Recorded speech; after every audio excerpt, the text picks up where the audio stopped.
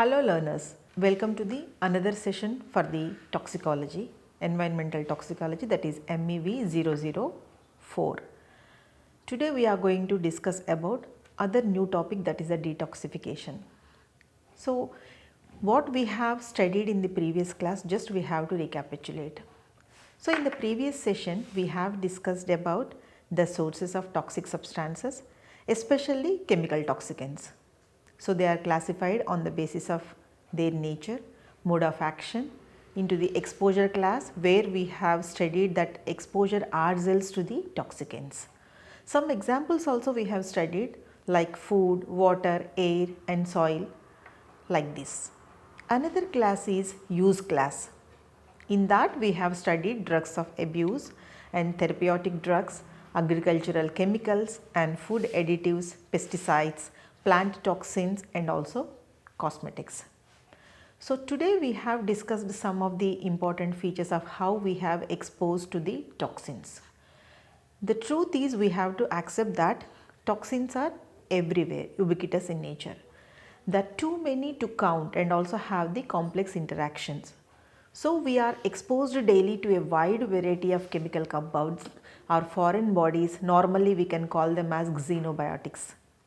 So these substances can be absorbed across the lungs, otherwise sometimes skin, or more commonly it is ingested either unintentionally as compounds which are present in food, drink, and also deliberately as drugs for therapeutic uses, as well as sometimes it is a recreational purposes.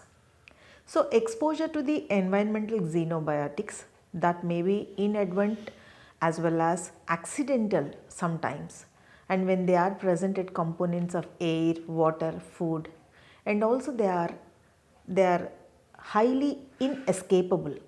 So the process of the substances or addiction, whatever we can call it as the addiction of a drug or addiction of compound, that continuously we are exposed to that. So before going to discuss about the detoxification, it is very useful to understand how our body becomes addicted and also why withdrawal symptoms are experienced. So in physical addiction, or otherwise we can call them as a dependence.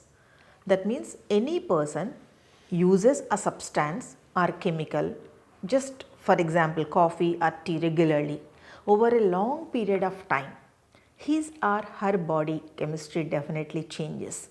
That means the metabolism or the body molecules will definitely change. So once a substance enters into the body through drinking or smoking or injecting or otherwise inhaling, so it travels through the bloodstream to the brain. We know that the brain has a complex reward system built in when people engage in this type of activities that are important for their survival, for example eating. So special nerve cells in the brain that releases some chemicals, normally we can call them as neurotransmitters like dopamine, so that induce feelings of pleasure. So we want to have something to eat, so we have in our mind that we want to have some pleasure out of it. So because of this reward system in the brain, we are programmed to want to repeat that actions which has the pleasant sensations. So if we will express in another way, that is, feelings of pleasure reinforce certain activities or behaviors. So addictive substances that interfere with this reward system. So some drugs mimic the effects of natural chemical. Some block the communication between nerve cells, and some substances trigger a larger than normal release of neurotransmitters like dopamine. So what will happen? The result is the interference is the dependent drug users physically need the drugs to feel pleasure. So as they become more dependent, their bodies becomes less responsive to that substances after longer duration and need more of it to get the desired responses. This is the most important concept. So this phenomenon normally we can call it as tolerance. So as a result of this interference with the brain's system, when the dependent user does not have the drug in his or her system, feelings of depression or unpleasant withdrawal symptoms may be experienced. So normally we can call it as they are so depressed. So these are the some of the consequences. They will also reinforce the substance use. So people or the human beings dependent on substances, they have to using more drugs to avoid the depression or the withdrawal symptoms. So what are the consequences? Altered brain function and gut disturbances and reproductive disorders, and then hormone disruption and nutrient depletion, inflammations, cancers and diabetics, cardiovascular diseases and many more like this. So the statistics from the Center for Disease Control CDC report on human exposure to environmental chemicals shows that 6 chemicals in particular found in every person and identified as important health hazards. So what are they? They are flame retardants, that is the PBDEs, that is a heat and stain resistant chemicals, PFOAs and bisphenols from plastics and mercury from fish, and the combination of chemicals, that is MTBE and fried food items which we are found normally, acrylamide, and also the carcinogens from the food dyes, and then preservatives, artificial sweeteners, alcohols, chemicals and cosmetics. So 10 billion pounds of toxic waste produced only from the United States. So that means 47 million pounds of mercury dumped into US environment every year. So it is an alarming situation. So as part of the normal metabolism, our body produces toxins, that is also normal regular function. So those have to be eliminated. So we are constantly exposed to either exo, that is from outside, or endogenous toxins are from within our system. So detoxification, the other term is also known as the biotransformation is a special process in which a substance is changed from one chemical to another chemical by a reaction in our body itself. So in other way I would like to put forward, that is, it is the process by which toxic substances which are converted into more soluble and less toxic substances which are mainly eliminated through urine as well as bile. So why these compounds have to metabolize? So these compounds are normally, we can call it as, in these terms, toxicants. They are lipophilic in nature. That means they can easily cross the lipid bilayers and transported by the lipoproteins. So metabolism of these endogenous as well as the exogenous compounds, what they will do, they will allow the organisms to convert lipophilic compounds to more water soluble compounds, so that it can be easily excreted. So our body has to have the mechanism, and also it will facilitate the whatever the toxins which are present in our body, it somehow they have to make them to soluble in water and should be excreted properly. So most of these compounds, they contain aromatic rings and heterocyclic structures that we are unable to degrade or recycle. So it is very difficult. Then the load on the liver as well as kidneys will be more. So these structures are hydrophobic in nature. So metabolism of these compounds obviously occur in 2 phases. It is not possible to eliminate in only one phase. So that is the phase 1 as well as the phase 2. Normally, that is a toxicant in phase 1, it will normally we can call it as a primary metabolite. In phase 2, that means whatever it is the process happened, that we will discuss later on, it will enter into the phase 2, that normally we can call it as the degraded substance, that is secondary metabolite, which are suitable for the excretion. So we will see that what reactions occur in our body to metabolize these toxicants, whether it is from food or from the environment. First it should undergo in phase 1 reactions. So phase 1 reactions in our body, just you have to keep it in your mind. So oxidation reaction, reduction reaction as well as the hydrolysis reaction which occurs in our body. So we can understand that it is a small laboratory, our human body. So what type of reactions normally occur in phase reactions? So it adds the functional group on the molecules and increases water solubility. So This activity is located in microsomal fraction of the cell. So we all know that our body is made up of tiny units cells. So this phase normally works defense against the toxins and also uses a group of enzymes. Normally we can call them as cytochrome P450 family. So you have to understand that these are more important to make them to dissociate. So these enzymes protect our cells from damage by, that is the activated by many external toxins. Some examples I would like to give that what are the toxins.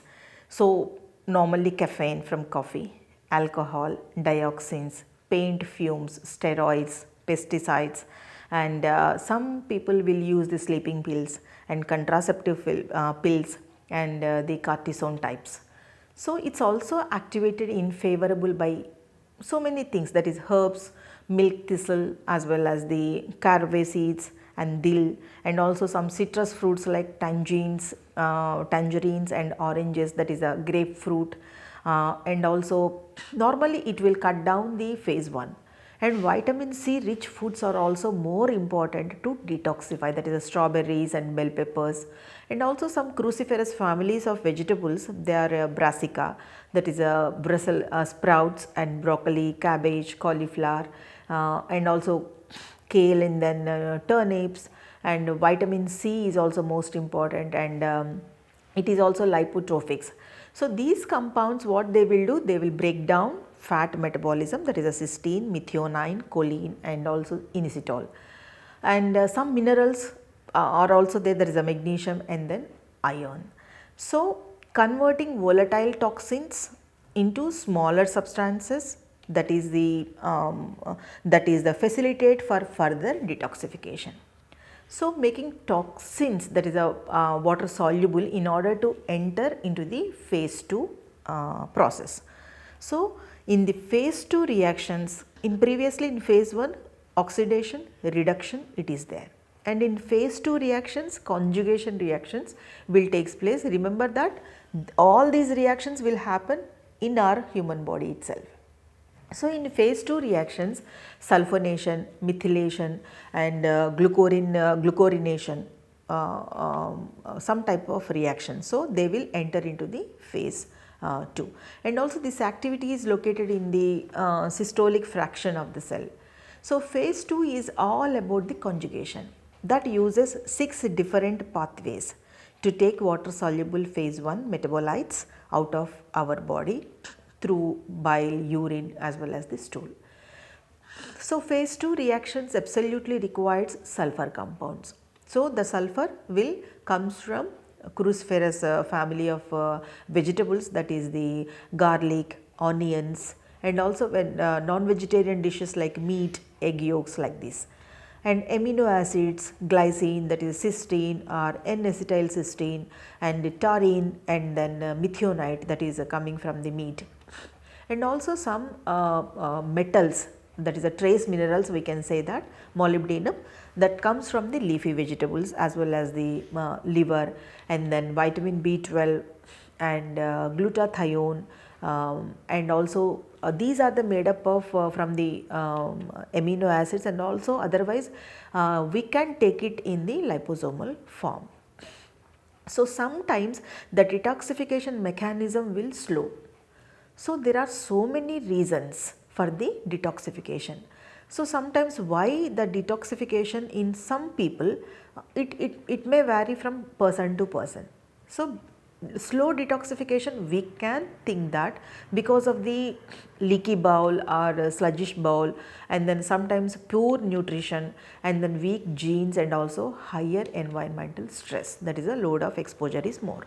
So the time for action is, so the general population especially is exposed to sufficient POPs in terms of concentrations and then diversity to induce metabolic disorders that normally we won't realize that why it is happened to us.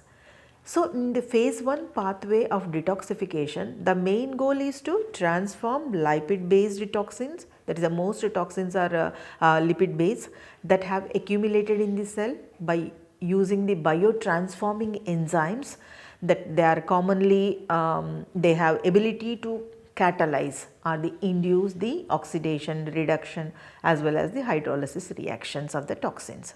So, that cytochrome P450 enzyme group is highly responsible for this process of transforming the toxins to be more water soluble for the excretion, as well as the transforming them to be bound with other molecules in phase 2 to make them even more water soluble for the easier excretion. So, there is a very surprising as well as the automatic mechanism which is produced by our body. So, that is the human response for the outer toxins. So, phase 1 is mainly and then highly dependent on the cytochrome P450 enzymes, because their speed of metabolism and also it is affected by things like genetics and then exercise and the presence or the sometimes absence of certain substances or the supplements in the diet that can either speed them up, or that is the inducing, or slow them down, that is the inhibiting.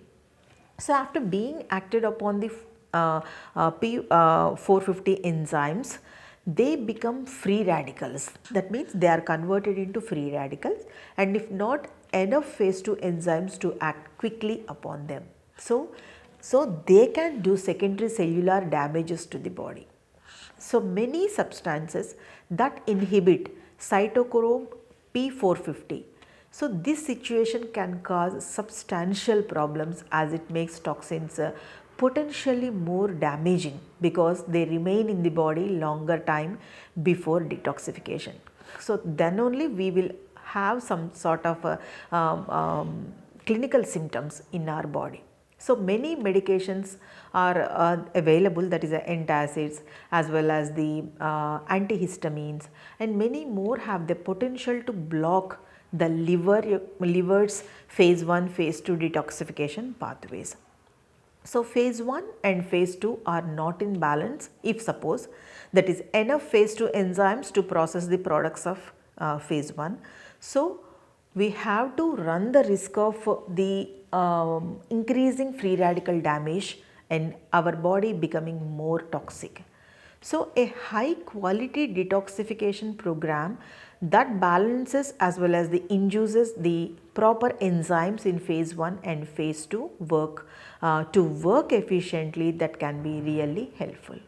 So, a detox program that only stimulates or supports one's detoxification pathway, or we can say that ends prematurely, that can have the opposite effect of the detoxification and can also have the negative effects on our system with unwanted harmful free radicals. So, what natural products induce or enhance the action of phase 1? So, phase 1 and this is the P450 enzymes that require certain nutrients to be present to effectively prepare them for phase 2. So, high quality protein sources like which are essential, and also too little that can hinder this P450 activity. So, in addition to that, the body must have adequate amounts of vitamin B, magnesium, selenium and zinc. So, phase 1 produces free radicals that requires antioxidants like vitamin E, vitamin C and also a lot of carotenoids.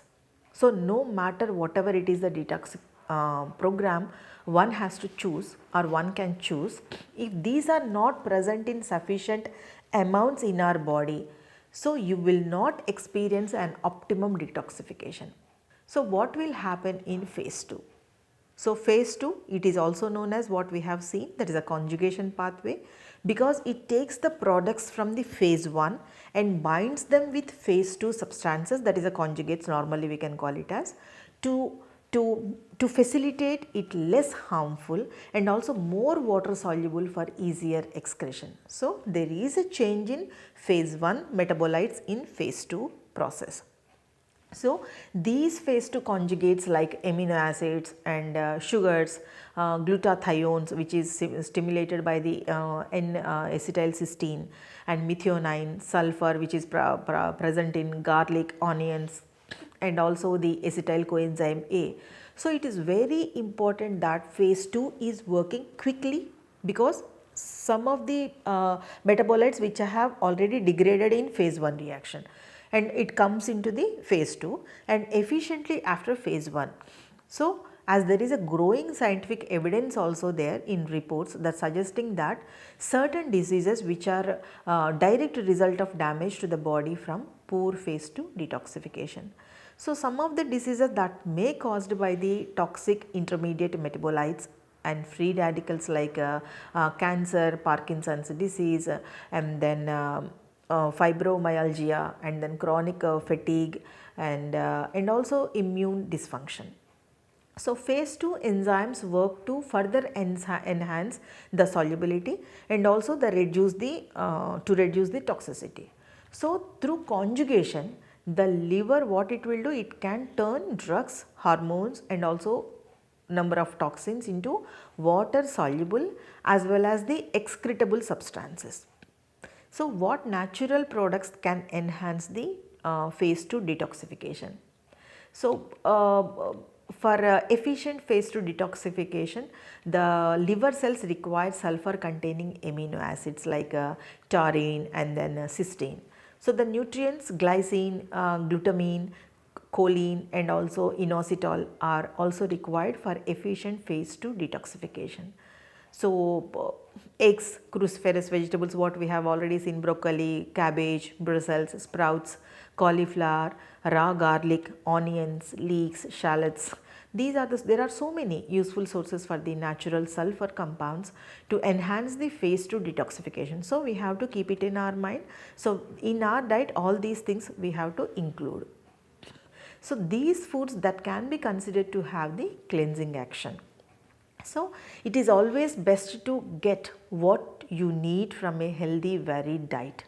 So, it is not always possible to feed the body enough of these with the optimal amount of nutrients which that the body will need to detoxify, especially if we are experiencing the toxic overload sometimes. So, phase 2 detoxification needs to be feed the proper conjugates, that is the amino acids, nutrients like glycine, glutamine, choline, and also inositol to transform the phase 1 intermediates into compounds that can be easily excreted. So, this is a common roadblock for many attempting to cleanse or detoxify, and we can say that it is a legitimate reason to consider a comprehensive detoxification program from a reputable nutrition consultancy or any healthcare workers. So, is there any other phase? One more phase is there, that is a phase 3. So, what will happen in phase 3? So, phase 3 normally we can call it as the waste removal as well as the excretion phase. So, phase 1 metabolites will enter into phase 2, phase 2. In phase 2 process, that is a conjugation occurs, and then they will make a water soluble compounds so that they can be easily excreted. So, in phase 3 it is an excretion phase. So, during these phase 3, whatever the conjugates from phase 2 which are now water soluble and that those have been reduced in toxicity also, they are ready to remove from the body. So, they are pumped into the bile and intestinal lumen to be processed, and from there it can be eliminated.